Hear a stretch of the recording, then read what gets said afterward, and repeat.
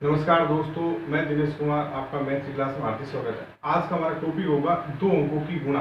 दो अंकों की गुणा वो भी किसके करेंगे? शॉर्ट ट्रिक से करेंगे। ठीक है।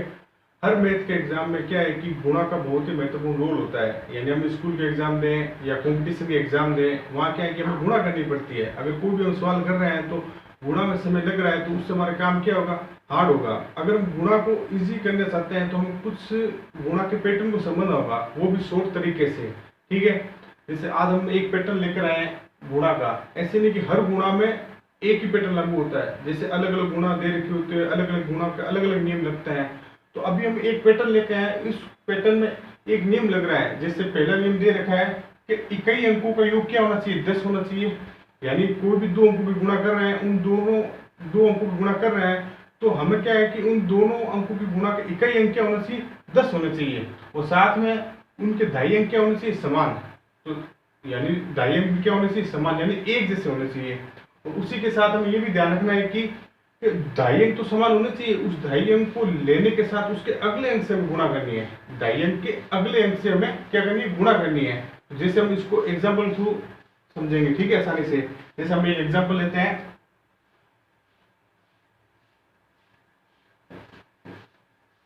जैसे 12 इंटू 18।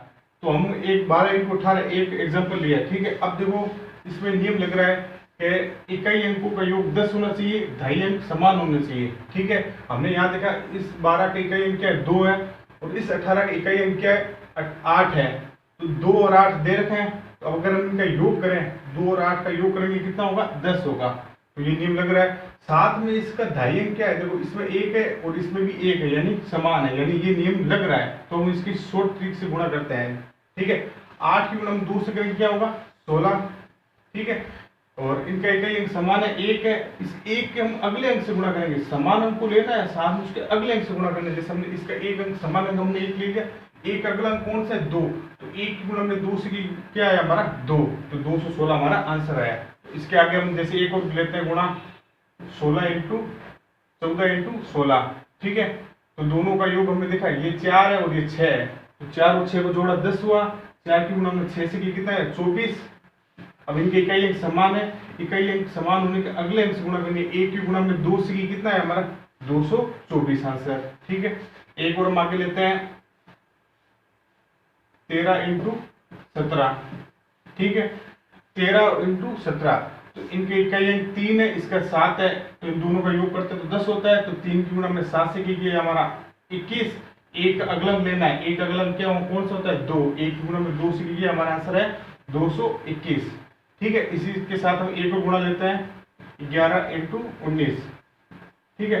इसकी गुणा करने से पहले हम एक चीज देखते हैं। जैसे हमने 2 इंटू 8, 4 इंटू 6,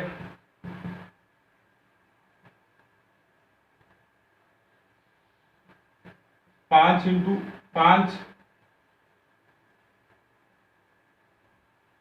और 1 इंटू 9।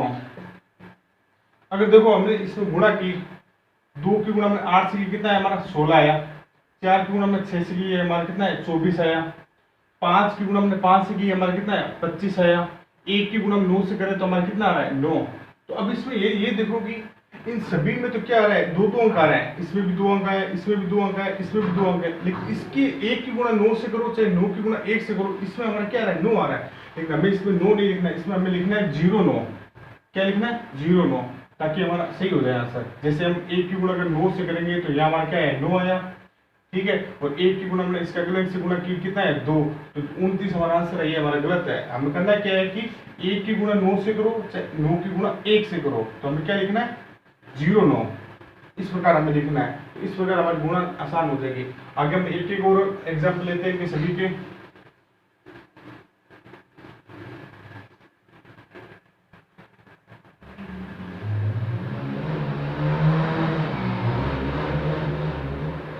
जैसे 37 इंटू 33 ले लिया एक हमने। और आगे हमने एक को ले लिया कि 46 इंटू 44। फिर हमने एक और एग्जाम्पल ले लिया है 57 इंटू 53। फिर हम एक और एग्जाम्पल लेते हैं 65 इंटू 65। हम सभी के एक एक लेते चल रहे हैं। हमने एक और आगे लिया 78 78 इंटू 72, ठीक है। और एक और हम आगे लेते हैं 82 इंटू 88। और एक और हम एग्जाम्पल लेते हैं 92 इंटू 98। इन सभी के हमने एग्जाम्पल लिए, ठीक है। अब देखो हम इनकी गुणा करेंगे, मात्र सिर्फ 2 से 3 सेकेंड समय लगेगा इस पैटर्न के अनुसार। जैसे 5 से गुणा हमने 5 से की, कितना है हमारा 25, 2 2 समान है, 2 का अगला अंक हमने लिया कौन सा है 3, 2 की गुणा हमने 3 से की कितना है 6, 625 हमारा आंसर है। 7 की गुणा हमने 3 से की कितना है 21, 3 का अगला अंक कौन सा होता है 4, 3 इंटू 4 के कितना हुआ 12, तो 12 21 हमारा आंसर है। इसी प्रकार 6 की गुणा हमने 4 से की कितना है 24, और 4 का अगला अंक कौन सा होता है 5, 4 की गुणा 5 से की हम कितना आंसर है हमारा 20, 24 आंसर है। 7 की गुणा हमने 3 से की कितना है हमारा 21, तो 21 हमने लिख दिया। 5 का अगला अंक कौन सा होता है 6, 5 इंटू 6 तो हमारा कितना है 30 से 21। फिर हमने यहाँ देखा 5 गुणा 5 से की कितना है हमारा 25, तो 25 हमने लिख दिया। 6 का अगला अंक कौन सा होता है 7, 6 7 42, तो ये हमारा आंसर आया, ठीक है। तो हमने यहाँ पर लिख लिया 8 2, देखो योग कितना हो रहा है 10 ही हो रहा है, तो 8 गुणा 2 से कितना है 16, और 8 का अगला कौन सा होता है 9, 8 ने 72, तो हमने 72 यहाँ लिख दिया। इसी प्रकार 2 की गुणा हमने 8 से कितना है 16, तो 16 हमने लिख दिया। और 9 9 समान है, 9 का अगला हमें लेना है, अगला कौन सा होगा 10, 9 की गुणा हमने 10 से की कितना है हमारा 90, तो 90 हमारा 16 है। तो इस प्रकार हमने एक पैटर्न से हम क्या गुणा करना सीखा है। अब देखो इसी प्रकार हर गुणा में अलग अलग पैटर्न लग रहा है, अगर हम उन अलग अलग पैटर्न को प्रैक्टिस की जाए और उनका अभ्यास किया जाए तो हमें गुणा करने का काम आसान हो जाएगा, ठीक है। आज के लिए इतना ही।